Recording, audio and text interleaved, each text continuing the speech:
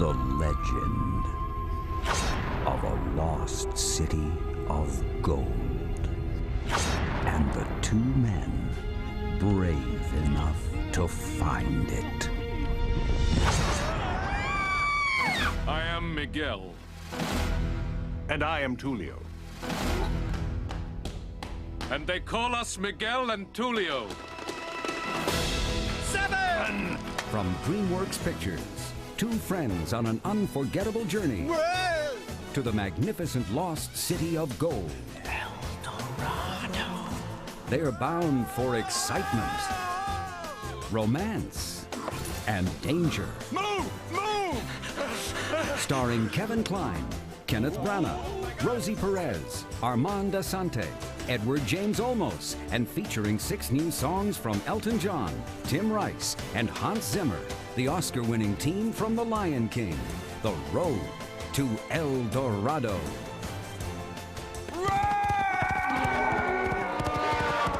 DreamWorks Pictures' new comedy adventure goes where no animated movie has gone before, blazing a trail from 16th century Spain to the New World and beyond, to the legendary Lost City of Gold.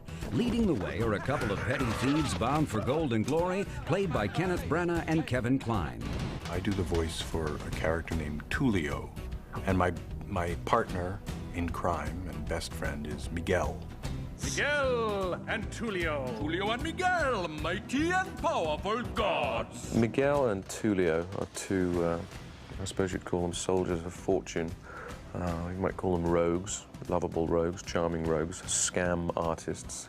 7! All right!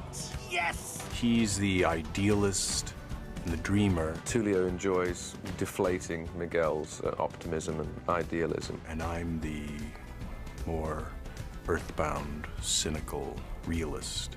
It really is the map to El Dorado. You drank seawater, didn't you? Oh, come on! So together, we form one entire halfwit. We find the city of gold. We take the gold. Then we go back to Spain. And buy Spain. Yeah! It always occurred to me is that why couldn't we actually make a movie that is about the sort of sidekick characters? You know, they're usually the dysfunctional losers, you know, usually a bit scandalous characters and stuff. And, you know, to me, just always thought, well, wouldn't it be a lot of fun if we actually took those two guys and put them at the center of a movie and sent them off on some big adventure, and which has really never been done in an animated story before. Despite the fact that they're these kind of crooks or con artists, they do the right thing in almost every situation. Here's an order. Take the day off. They end up one day in Spain playing a crab game with loaded dice, of course, and Miguel wants to win this map that we don't know if it's real or not. Look! El Dorado. The city of gold. But because it's a, you know, a comedy adventure, it isn't as easy as following a map. Holy shit! Together, the schemer and the dreamer wind up as unwitting stowaways on the ship of the Spanish conquistador Cortez. And when we put into Cuba to resupply, God willing, you will be flogged some more. All right. Cuba. Miguel and Tulio, who through a series of fortuitous mishaps end up on the steps of El Dorado, see this as the greatest opportunity to pull off the greatest scam of their lives. Along the way, they meet up with Chell, a street-savvy native, and these unlikely heroes meet their match in a very unlikely heroine. Hello. She's a barrel laugh. She loves life, and yet she's frustrated with life. She's very sassy and she's opinionated. She's tough and she's sensitive. She's shy and she's extremely forward. Because she's every bit as clever and manipulative and as smart and as devious as they are. What's he gonna think if he finds one of the gods like this with me? Lucky God? The love scenes were very, very funny. We wanted them to be very unconventional. Tulio is the one who's just super cautious, and yet he is so attracted to her that he almost can't stand it. And she knows it, and of course she plays on it. She's attracted to him too. Not really sure I trust you. I'm not really asking you to trust me, am I?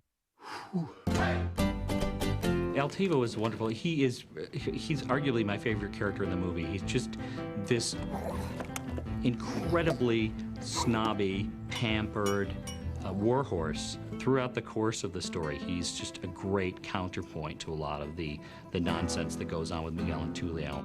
Fetch! So he's sort of like the Fabio of horses. All in favor of getting back into the boat, say aye. Aye, aye. Zekel Khan, who is the high priest of the city, has predicted gods will come and will shift the power from the existing chief Tanabok to him. Citizens, did I not predict that the gods would come to us?